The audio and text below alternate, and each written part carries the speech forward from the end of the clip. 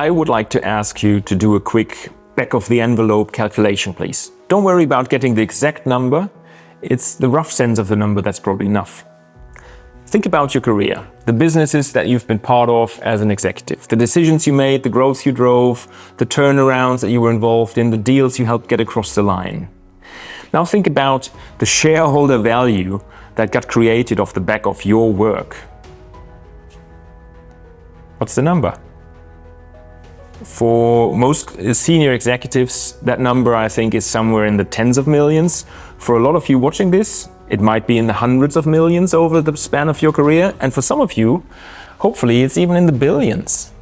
Now think about what you personally walked away with from that value creation. It's your salary, annual bonus, maybe some long-term incentive plan that paid out, but only a fraction of what the shareholders made on the same transactions. I think the gap between those two numbers, what you actually created and what you captured in the corporate career, that's one of the defining features of that career path. And look, for most of your career, I think that was a reasonable deal.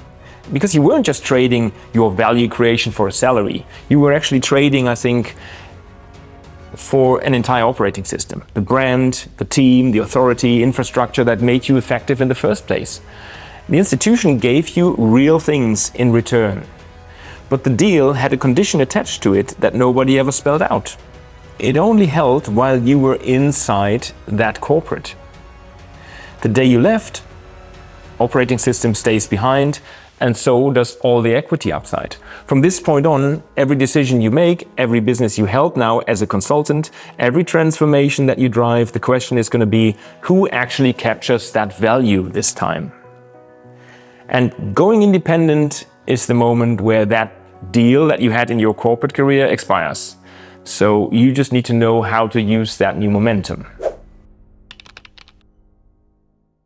Here's what I've seen happen with almost every executive who makes this transition.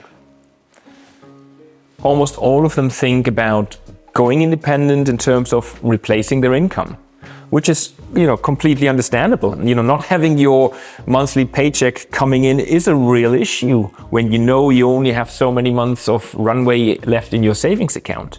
So they spent their first year doing the right things. They're getting positioned, they're landing clients, building a pipeline, and generating fees.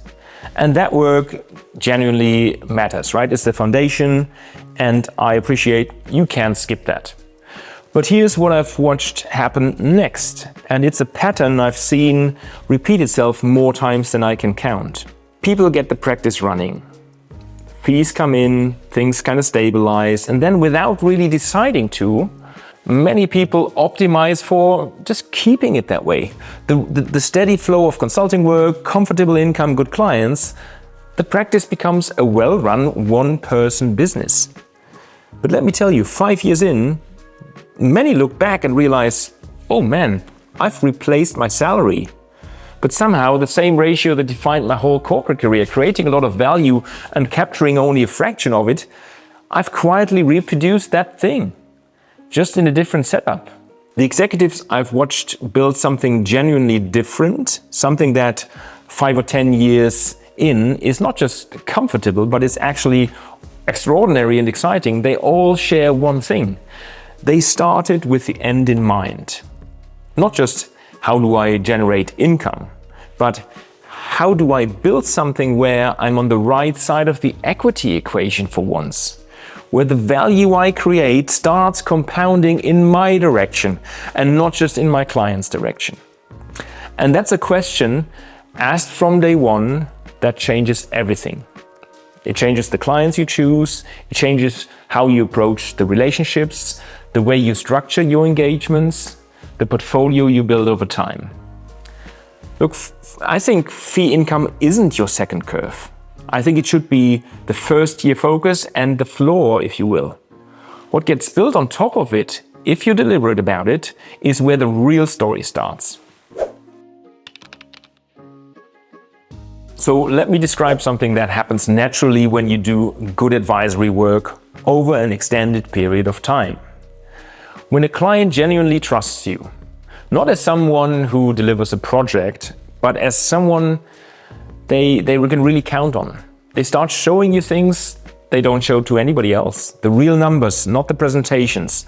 The dynamics between the leadership team that don't appear on an org chart. The strategic options they're actually considering, not just ones they're comfortable talking about. Over months and years of that kind of relationship, you will accumulate something that almost nobody else in the market has access to. Let me give you a couple of examples of what that actually looks like. Example number one. An HR advisor I know spent almost 2 years working closely with the founder of a fast-growing tech business, and they helped them build the leadership team as the company scaled from around 30 to over 200 people. And by the end of that engagement, she knew more about that organization's culture and the key people and the genuine leadership issues than anybody, including the founder, I think, in some respects. And when the business started attracting acquisition interests, 2 PE firms called that person, and before they even called the investment bank. And not for a formal role, but to understand how that advisor could actually help them understand what they'd be buying. And that phone call for her was worth more than the entire advisory retainer that she had charged.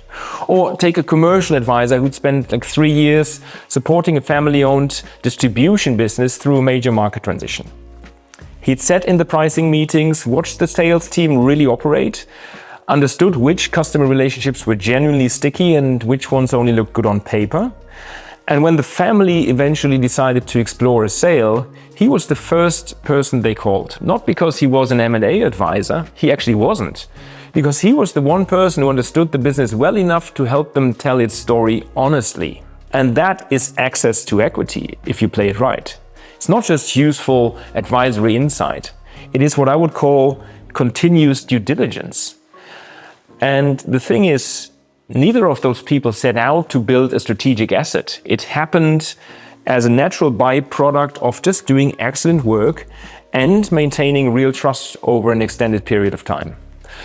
So the question is whether you recognize what you're sitting on and whether you know how to use it. So how does that access actually translate into equity for you? In my experience, there are multiple paths. I've got 3 here that I think are not mutually exclusive, but the best practitioners probably end up using this in kind of different ways at different times. The first one, direct equity stakes. This is the most straightforward path, even though it rarely feels straightforward in the moment. After working closely with a business for long enough, a conversation about ownership can arise naturally. Not as something you engineer or negotiate for, but I think as a genuine expression of how both sides feel about the relationship. The owner has seen what you contribute, and they know that losing your involvement would cost them a lot of money.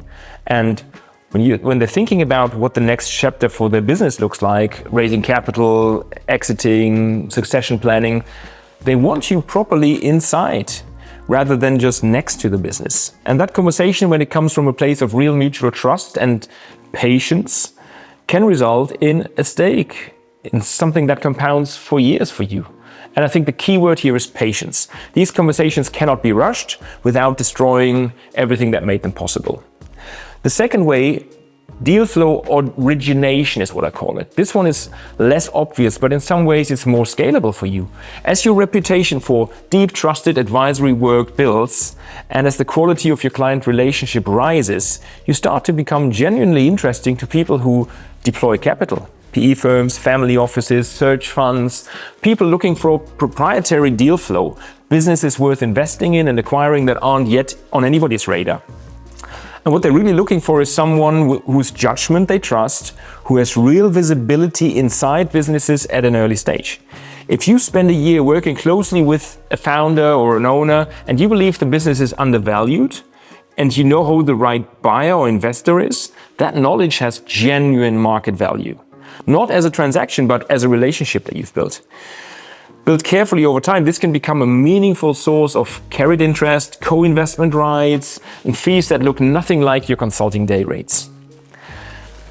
Option number 3 is what I call portfolio design with ownership in mind. And that third path is really about how you think from the very beginning about the portfolio of clients you're building. Most independent advisors think about their client mix in terms of revenue, sector fit, how much they enjoy the work even, and all of that matters. But the executives who build the most powerful practices over time also ask different questions early in every relationship. Is this a business where real value is being created? And is there a version of my involvement where I can have a stake in that creation rather than just a fee for my time? Not every client is an equity opportunity, and not every equity opportunity is, I think, worth taking. But asking the question consistently and designing your portfolio with that lens from day one changes the trajectory of what you build. Look, you spent decades creating value that largely went to other people's equity. That wasn't a mistake. The institution gave you real things in return, and the experience and the judgment you built in that time is exactly what makes you valuable today. But just realize the deal has changed. And the people I've watched build something truly remarkable in their second curve, they're the ones who look back after 10 years and say, wow, this chapter was better than anything that came before it. They're the ones who recognize that change early and they build something accordingly. And they're not replacing an income. They're not replacing what they had. They're building something where they're finally on the right side of the equity equation, where the value they create starts over time coming back to them. And that requires thinking about it from the start. That's my whole point today. Not as an afterthought once your practice is running, you should consider it from day one. You've spent decades building their institutions, now build yours. And that's what independence done properly means to me. If this resonated, I've got the complete second curve architecture in this channel as an anchor video. All 3 layers, every component, how it all fits together, link is in the description. So please, if you could, subscribe if this is the kind of conversation that you've been looking for. I'll see you in the next video.